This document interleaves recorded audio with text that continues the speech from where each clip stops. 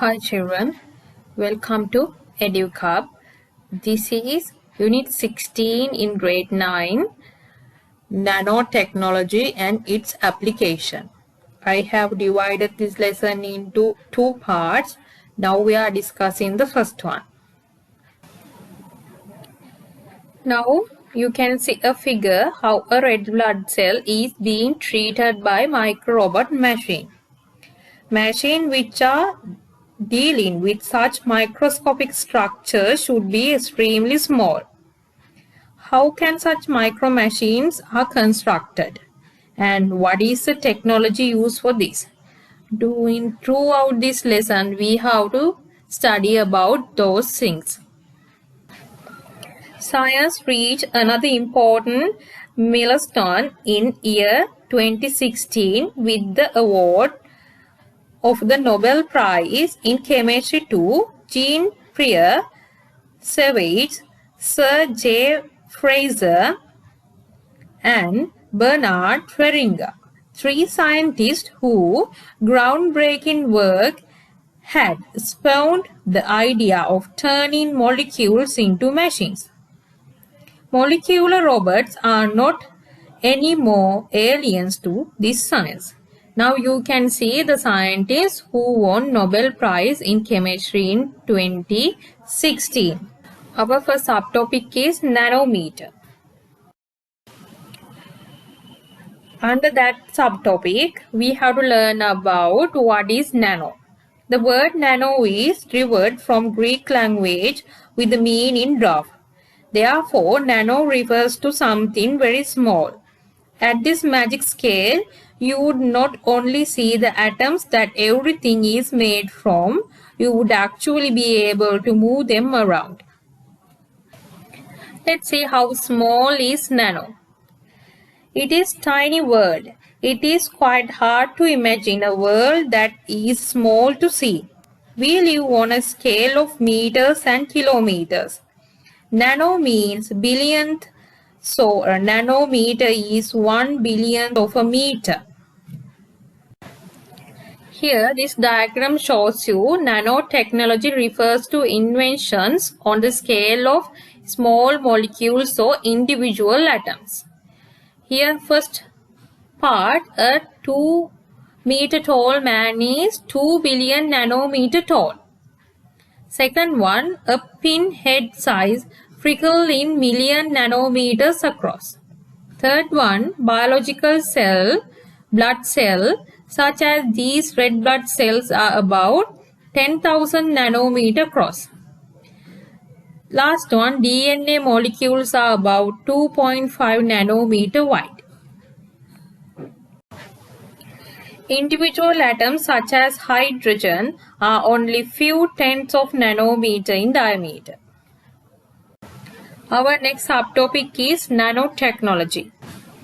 Nanoscale science investigates the meter at the critical range on 1 to 100 nanometer. Making new things on this incredibly small scale is called nanotechnology, and it's one of the most exciting and fast-moving areas of science and technology today. Nanotechnology is an enabling technology which has application in diverse areas from biology to aerospace. Now let's see about history of nanotechnology. Nanoscience and technology are not new concept to the nature. There are many natural phenomena based on nanotechnology. However, the American physicist Richard Feynman is credited with kick-starting modern interest in nanotechnology.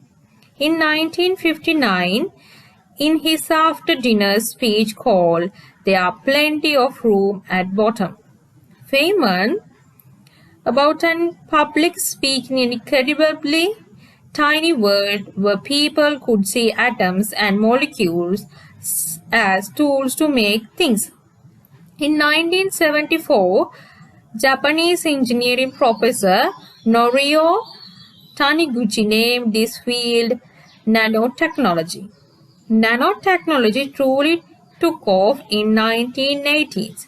That was when nanotech evangelist Dr. K. Eric Drexler first published his groundbreaking book, Engines of Creation, the coming area of nanotechnology. Nanotechnology would not really took off until the electron microscopy became popular. It was also decade when microscopes that were capable of manipulating atoms and molecules on the nanoscale were discovered. Here now you can see two scientists, Richard Feynman and Eric Drexler. There's plenty of rooms at bottom, is said by Richard Feynman. Likewise, nanotechnology will it gets underway depend on the tools we have then and our ability to see them and not on the steps that got us there. That's a say from Eric Drexler. Next, we have to study about natural nano concepts. Nature has created things of nanoscale. To get an idea of such things and functioning, you have to do an activity. You will need untoned lotus or alocasia leaf. Here, you will see that water droplets roll on the leaf without sticking and spreading on it. Let's see what is the reason for this. Lotus effect. The self-cleansing activity of lotus leaves because of the hydrophobic condition on its surface is known as lotus effect. This hydrophobic nature on lotus leaf is due to fine arrangement of particles of nanoscale. Because of this, water, dirt and microorganisms that fall on the leaf are automatically removed. Lotus effect can be seen on wings of insects like dragonflies. Now you can see a water droplet on lotus leaf in different scales.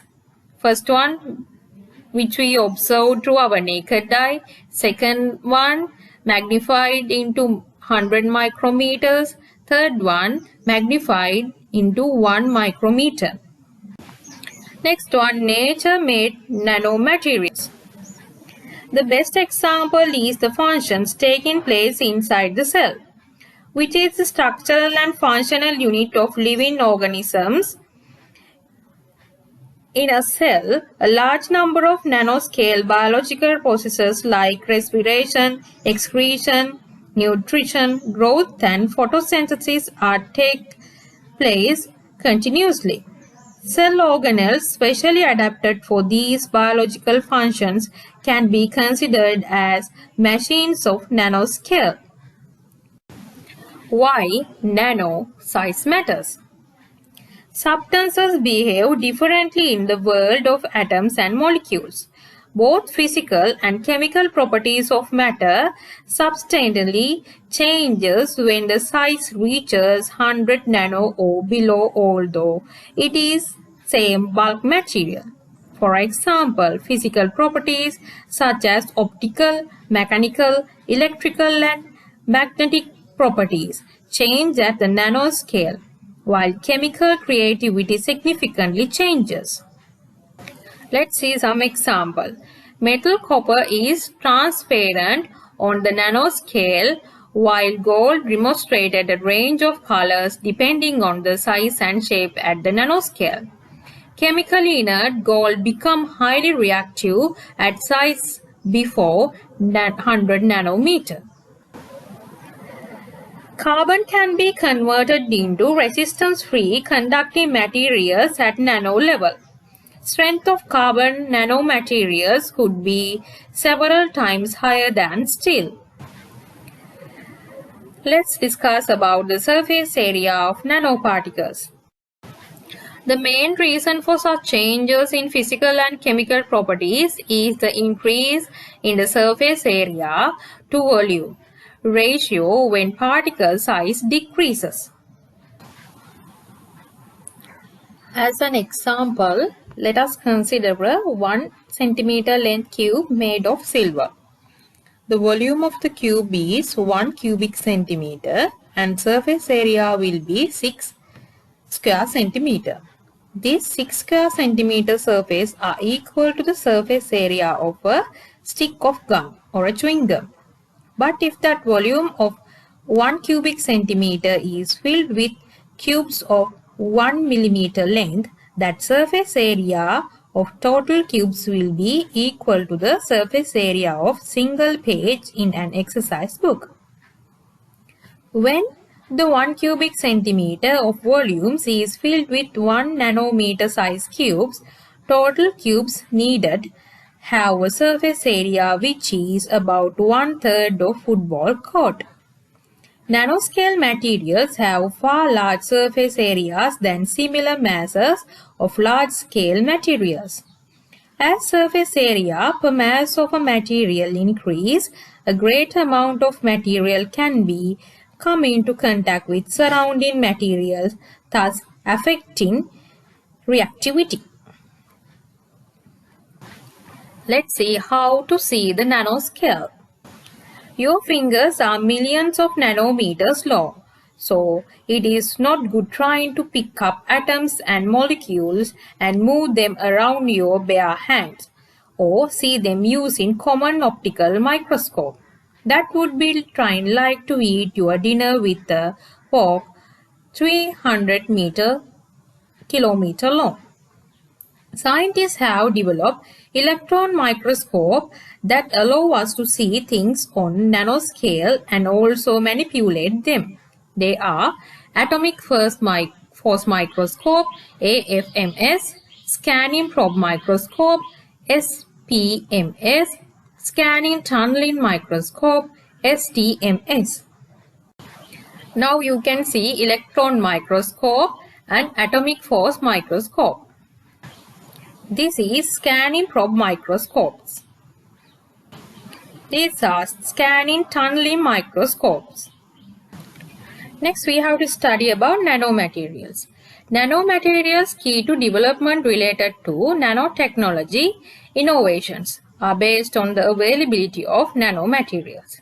Here you can see an image of human hair under electron microscope.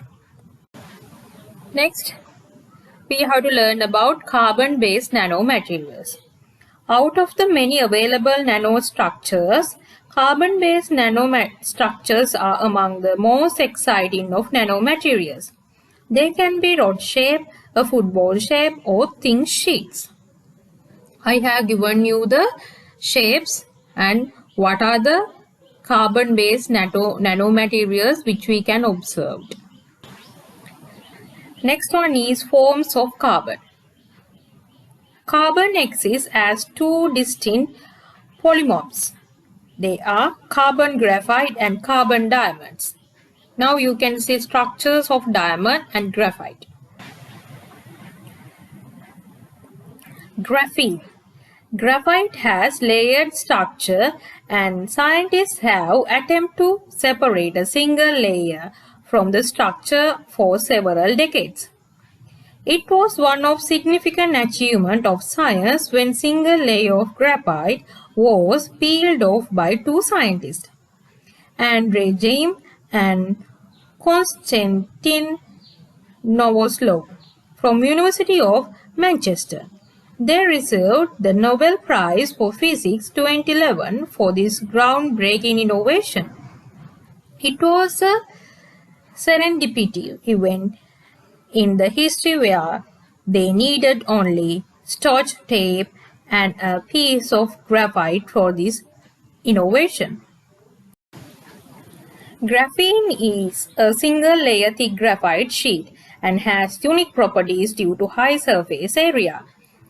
It is highly flexible while demonstrating very high mechanical properties. It also shows unexpected electronic and electrical properties. It is considered as material that has potential for